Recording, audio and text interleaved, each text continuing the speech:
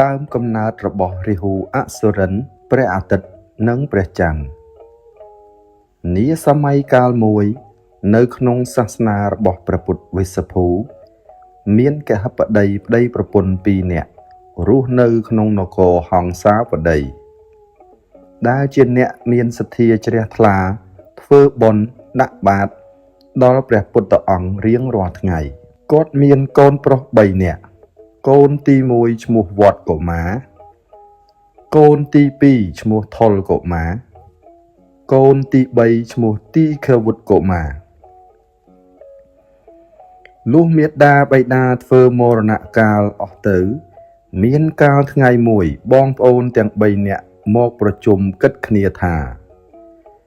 យើងនឹងគិតដណ្ដាំបាយដាក់បាតដល់ព្រះសម្មាសម្ពុទ្ធដើម្បីរក្សាវង្សត្រកូលមាតាបិតាយើងទុកប្អូនទាំង2នាក់ឆ្លើយតបថាបងឯងត្រូវជាអ្នកកាន់វែកចាំដួសបាយចុះបងទី2ត្រូវលាងឆ្នាំងច្រកអង្ករយកទៅដាក់ដណ្ដាំឯប្អូនទី3ត្រូវជាអ្នកបង្កាត់ភ្លើងលុះបងប្អូនទាំង3នាក់នោះចែកមុខងារគ្នារៀងខ្លួនរួចរាល់ហើយប្អូនពៅក៏ខំបង្កាត់ភ្លើងឲ្យឆេះឡើងឆ្នាំងបាយក៏ពុះឡើងសន្ធោសន្ធៅមហិមាឯកូនបងស្ទុះទៅកាន់វែកមកកូរបាយលុះកូរបាយទៅត្រូវវេទនានឹងផ្សែងចូលភ្នែកក៏យកវែកបាយវាសក្បាលប្អូនហើយជេរថាឯងនេះហេតុអីក៏ដុតភ្លើងមិនឲ្យឆេះឡើងប្អូនពៅខឹងនឹងបងហើយតបថាបងឯងមិនចេះរិះគិតឲ្យបានវែងឆ្ងាយសោះហ៊ានយកវែកបាយមកវាយក្បាលអញដូចជាអញខ្ញុំកញ្ជះនៅស៊ីឈ្នួលវាថាហើយក៏បួងដៃដាល់ទៅបងវិញ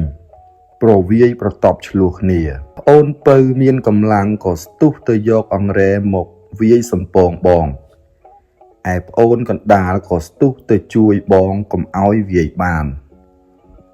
លុះបានដណ្ដាំបាយឆ្អិនកាលណាក៏ដួសបាយចែកគ្នាចៅវត្តកុមារបានភាជមាសដាក់បាយ